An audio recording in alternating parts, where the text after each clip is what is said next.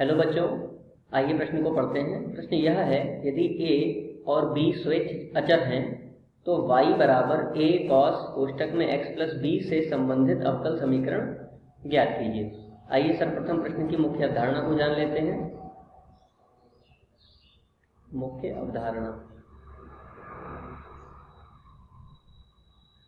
यदि कोई फलन दे रखा है y बराबर fx तो उसका अवकल समीकरण उसमें उपस्थित a और b अर्थात स्वेच्छ अचर पर निर्भर करता है। यहाँ पर देखिए स्वेच्छ अचर पर दो हैं, अतः यहाँ पर अवकल समीकरण की जो कोटि होगी वह भी कितनी होगी?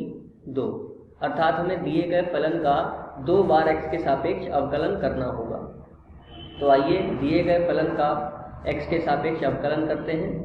a cos x plus b, यदि हम इसका x के सापेक्ष अवकलन करें तो dy बटे dx श्रृंखला नियम के अनुसार देखिए cos का अवकलन होगा sin, तो a sin x plus b मिल जाएगा। फिर पुनः x प्लस b का यदि हम अवकलन करें तो x का अवकलन 1 और b का अवकलन 0 होता है, तो यह dy बटे dx का मान प्राप्त होगा। पुनः यदि हम x के सापेक्ष dy बटे dx का अवकलन कर दें तो हमें प्राप्त होगा d की घात 2 y बटे dx की घात 2, और यहाँ पर माइनस a साइन का अवकलन कितना होगा? cos x प्लस b, फिर पुनः x प्लस b का अवकलन x का 1 और b का 0, तो 1 प्राप्त होगा। अर्थात d की घात 2 y बटे dx की घात 2 का मान minus a cos x plus b प्राप्त होगा। अब देखिए हमें जो समीकरण दी थी वो y बराबर a cos x plus b दी हुई थी।